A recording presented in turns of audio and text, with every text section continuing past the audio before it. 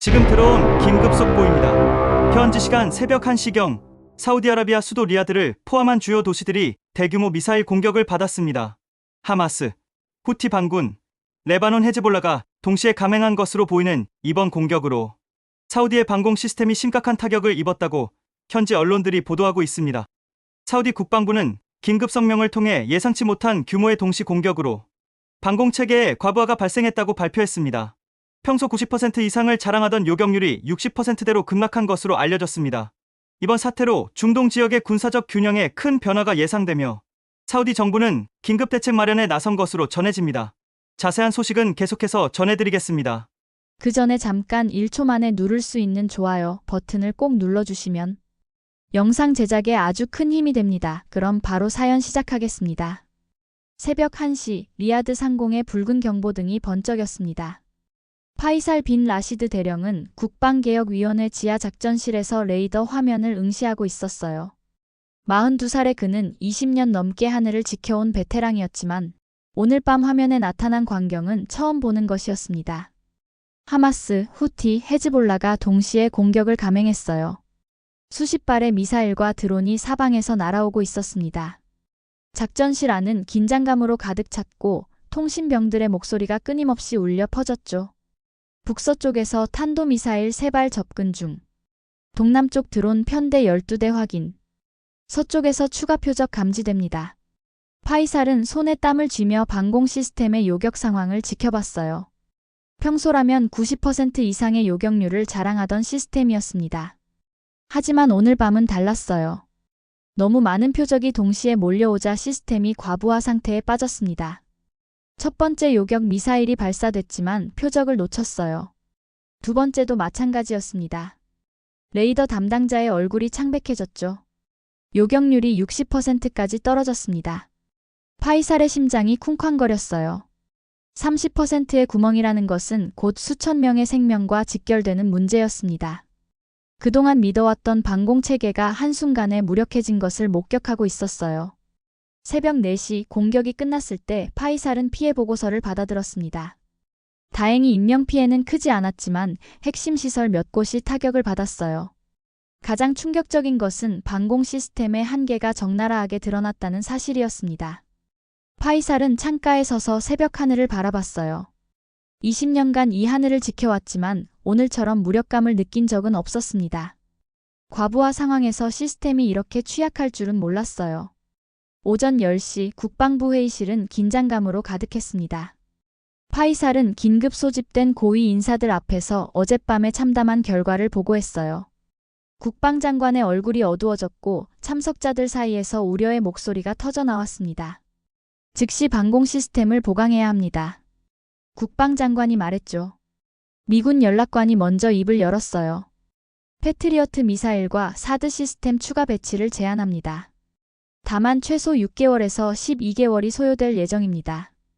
유럽 방산업체 대표도 끼어들었어요.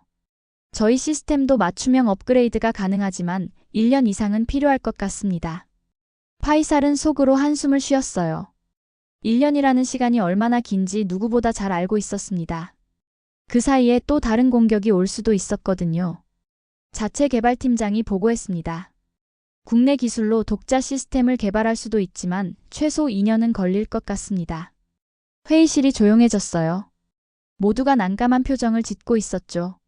그때 작전 참모가 조심스럽게 말했습니다. 한 가지 대안이 있습니다. 한국의 천궁 시스템을 검토해보면 어떨까요? 초도 물량은 3달 안에 공급 가능하다고 합니다. 파이살의 눈썹이 찌푸려졌어요. 한국 시스템이라고요? 네, 폴란드에서 실전 운용 중이고 성과가 좋다고 들었습니다. 요격률도 현재 저희 시스템보다 높아요. 파이살은 내심 반발했습니다. 20년간 미국과 유럽 기술에 의존해왔는데 갑자기 한국 시스템이라니요. 정체성과 산업 기반 그리고 기존 동맹 관계를 생각하면 받아들이기 어려운 제안이었어요. 하지만 작전 참모가 제시한 수치는 충격적이었습니다. 현재 저희 시스템은 35% 수준이지만 천궁은 85%까지 가능하다고 합니다. 35대 85.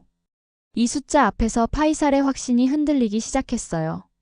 파이살은 사무실에 홀로 남아 한국 방산청에서 온 보고서를 펼쳤습니다. 두꺼운 파일 속에는 놀라운 내용들이 가득했어요. 사거리 80km, 다표적 동시교전 능력, 기만탄 선별 기술, 전천후 레이더 시스템까지. 가격도 충격적이었습니다. 미국제의 70% 수준이었어요. 납기는 3달이라고 되어 있었지만 작은 글씨로 초도분 신속 공급, 이후 물량은 순차 배치라는 단서가 붙어 있었죠. 파이살은 폴란드 실전 운용 사례를 자세히 읽어봤습니다. 러시아의 미사일 공격을 막아낸 기록들이 상세하게 기록되어 있었어요. 단순한 마케팅 자료가 아니라 실제 전장에서 검증된 데이터였습니다. 책상 위에 놓인 달력을 보며 파이살은 메모를 남겼어요. 시간이 곧 장례식의 수다. 간결하지만 핵심을 찌르는 문장이었습니다. 그는 창밖을 바라보며 깊은 생각에 잠겼어요. 20년간 쌓아온 신념과 새로운 현실 사이에서 고민하고 있었습니다. 자존심을 버리고 실용성을 택할 것인가, 아니면 기존의 길을 고수할 것인가? 전화벨이 울렸어요. 국방장관이었습니다. 파이살 한국 측과 직접 만나보는 게 어떻겠나? 시연도 볼 수 있다고 하던데? 파이살은 잠시 망설였지만 결국 답했습니다. 알겠습니다. 직접 확인해 보겠습니다. 전화를 끊고 나서 파이살은 다시 보고서를 들여다봤어요. 숫자들이 눈에 밟혔습니다. 80km 사거리, 85% 요격률, 70% 가격. 이 모든 것이 사실이라면 선택의 여지가 없었어요. 하지만 여전히 마음 한편으로는 의구심이 들었습니다. 과연 한국 기술이 검증된 서방 기술을 능가할 수 있을까요? 인천공항에 도착한 파이살 대표단은 곧바로 안산 종합시험장으로 향했습니다. 자동차 창밖으로 보이는 한국의 풍경이 낯설었지만 체계적으로 정리된 도시의 모습에서 이 나라의 저력을 느낄 수 있었어요. 시험장에 도착하자 한국 측 관계자들이 나와 맞았습니다.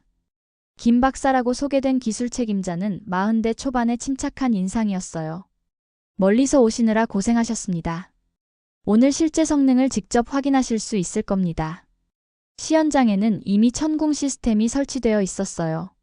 레이더와 발사대, 지휘 통제 차량이 일정한 간격으로 배치되어 있었습니다. 파이살은 장비들을 꼼꼼히 살펴봤어요. 첫 번째 시연은 기만탄 선별이었습니다. 실제 표적 하나와 기만탄 5개가 동시에 날아왔어요. 천궁 시스템은 잠시 망설이는 듯 했지만 곧 실제 표적만을 골라 정확히 요격했습니다. 두 번째는 다표적 동시 교전이었어요. 여러 방향에서 날아오는 6개 표적 중 일부는 초탄이 빗나갔습니다. 파이살의 표정이 굳어졌죠. 하지만 시스템은 즉시 재교정하여 모든 표적을 성공적으로 요격했어요. 가장 인상적인 것은 이동 중 요격이었습니다. 발사대가 움직이는 상황에서도 정확한 요격이 가능했어요.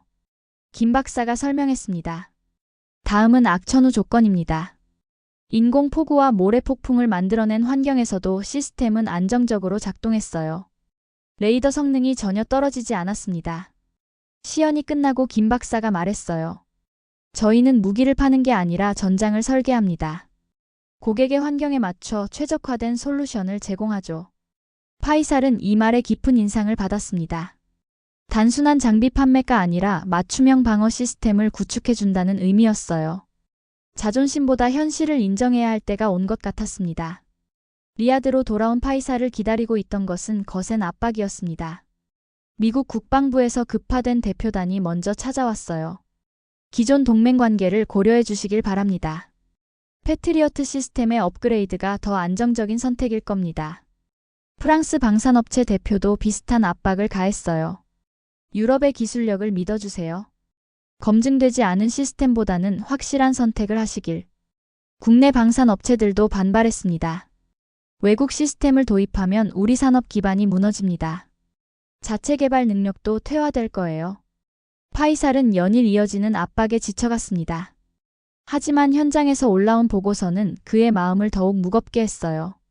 19살 압둘라 병사가 어젯밤 공격으로 순직했습니다. 20살 사이드 병사의 가족이 면담을 요청했습니다.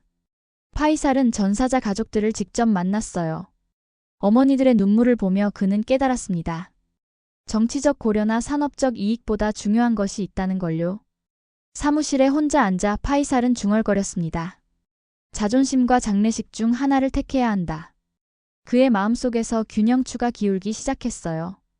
20년간의 경험과 신념도 중요했지만 더 이상 젊은 생명들을 잃을 수는 없었습니다. 다음 날 아침 파이살은 국방장관에게 전화를 걸었어요. 사막에서 실사격 시험을 해보겠습니다. 모든 걸 직접 확인한 후에 최종 결정을 내리죠. 국방장관도 동의했습니다. 좋은 생각이야. 우리 눈으로 직접 봐야 확신할 수 있을 거다. 파이살은 창밖을 바라보며 마지막 기회라고 생각했어요. 이번 시험이 모든 것을 결정할 것이었습니다. 루브아랄리 사막 북단의 임시 시험장이 구축됐습니다. 15개국에서 온 군사 관계자들이 뜨거운 사막 한가운데서 역사적인 순간을 지켜보고 있었어요. 파이살은 선글라스 너머로 천궁 시스템을 바라봤습니다. 오전 10시 첫 번째 시험이 시작됐어요. 단일 탄도미사일 요격이었습니다. 표적이 발사되자 천궁의 레이더가 즉시 포착했고 요격 미사일이 정확히 명중했어요. 참관단에서 탄성이 터져나왔습니다. 두 번째는 기만탄 호남 요격이었어요. 실제 표적 2개와 기만탄 8개가 동시에 날아왔습니다. 초탄 일부가 빗나갔을 때 파이살의 심장이 쿵쾅거렸어요. 하지만 시스템은 즉시 교정하여 모든 실제 표적을 성공적으로 요격했습니다. 세 번째 시험은 가장 어려운 과제였어요. 8개 표적이 서로 다른 방향에서 동시에 접근했습니다. 천궁 시스템은 7개를 직격으로 요격하고 마지막 하나는 근접 요격으로 처리했어요. 미군 장성이 옆에서 중얼거렸습니다. 패트리어트 최신형도 이 정도는 힘들 텐데. 마지막은 이동 중 교전이었어요. 발사대가 사막을 가로지르며 이동하는 동안에도 정확한 요격이 이루어졌습니다. 모래먼지가 날리는 악조건에서도 시스템은 완벽하게 작동했어요. 시험이 끝나고 국왕이 직접 현장을 방문했습니다. 파이살은 긴장된 마음으로 보고를 올렸어요. 폐하, 모든 시험에서 우수한 성과를 보였습니다. 국왕은 잠시 침묵했다가 말했습니다. 생존을 우선한다. 계약을 진행하라. 그 순간 파이살은 모든 것이 결정됐음을 느꼈어요. 20년간의 고민이 이 한순간으로 정리됐습니다. 천궁 도입 발표가 나자마자 국제적 파장이 일었습니다. 미국과 유럽에서 강한 반발이 쏟아졌어요. 언론들은 연일 동맹관계 균열이라는 제목으로 보도했습니다. 하지만 파이살은 흔들리지 않았어요. 결정은 이미 내려졌고 현실이 모든 것을 증명해 줄 것이라고 믿었습니다. 몇 달이 흐른 후 놀라운 일이 벌어졌어요. 독일이 공식적으로 천궁 시스템 도입 협상에 착수한다고 발표했습니다. 폴란드도 추가 도입을 결정했고 아랍에미리트까지 관심을 보이기 시작했어요. 파이살은 매주 올라오는 성과 보고서를 보며 미소를 지었습니다. 요격률이 95%까지 올라갔어요. 월간 경보 횟수도 40회에서 6회로 줄었습니다. 가장 의미 있는 것은 민간 피해가 80% 이상 감소했다는 점이었어요. 경제적 효과도 놀라웠습니다. 증시가 12% 상승했고 외국인 투자가 25% 증가했어요. 안정된 방공체계가 국가 신뢰도를 높인 결과였습니다.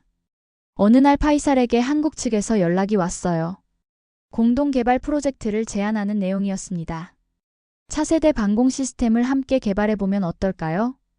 사우디의 경험과 한국의 기술을 결합하면 더 좋은 시스템을 만들 수 있을 겁니다. 파이살은 즉시 동의했어요. 이제는 단순한 구매자가 아니라 파트너가 되는 것이었습니다. 국방장관이 찾아와 말했습니다. 좋은 선택이었어. 자존심보다 실용성을 택한 게 맞았다. 파이살은 고개를 끄덕였어요. 어려운 결정이었지만 결과가 모든 것을 말해주고 있었습니다. 1년 후 파이살은 자신의 사무실에서 회고록을 쓰고 있었습니다. 창밖으로 보이는 리야드의 하늘은 평화로웠어요. 더 이상 경보음이 울리지 않는 하늘이었습니다. 그는 펜을 들고 한 문장을 적었어요. 동맹은 중요하지만 장례식보다 중요하지 않다. 한국과의 협력은 단순한 무기 구매를 넘어섰습니다. 신뢰할 수 있는 기술, 적시에 제공되는 지원, 맞춤형 솔루션까지. 한국은 무기가 아니라 완전한 방어 체계를 제공했어요. 공동 개발 프로젝트도 순조롭게 진행되고 있었습니다. 한국의 선진 기술과 사우디의 실전 경험이 결합되어 더욱 발전된 시스템이 탄생하고 있었어요. 파이살은 책상 위에 놓인 사진을 바라봤습니다. 안산 시험장에서 찍은 사진이었어요. 그때의 고민과 갈등이 지금은 추억처럼 느껴졌습니다. 전화벨이 울렸어요. 젊은 참모였습니다. 대령님, 이번 달 요격률이 97%를 기록했습니다. 좋은 소식이군. 계속 모니터링하게. 파이살은 전화를 끊고 다시 원고를 보았어요. 마지막 문장을 적었습니다. 오늘의 선택이 내일의 장례식을 줄였다. 그는 펜을 내려놓고 창밖을 바라봤습니다. 20년간 지켜온 하늘이 이제는 정말 안전해졌어요. 자존심을 버리고 현실을 택한 선택이 옳았습니다. 저녁 무렵 파이살은 집으로 향하는 길에서 하늘을 올려다봤어요.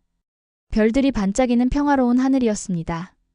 더 이상 미사일이 날아오지 않는 안전한 하늘 말이에요. 영상 시청해주셔서 감사합니다. 오늘의 감동만만세 사연 어떠셨나요? 감동적인 이야기가 여러분의 가슴에 와닿기를 바랍니다. 여러분의 뜨거운 의견을 댓글로 남겨주시고, 이 영상이 여러분의 가슴을 울렸다면 구독과 좋아요 그리고 공유를 부탁드립니다. 대한민국의 위대한 이야기가 더 많은 사람들에게 전해질 수 있도록 함께 해주세요. 저는 다음에 더 좋은 사연으로 돌아오겠습니다. 감사합니다.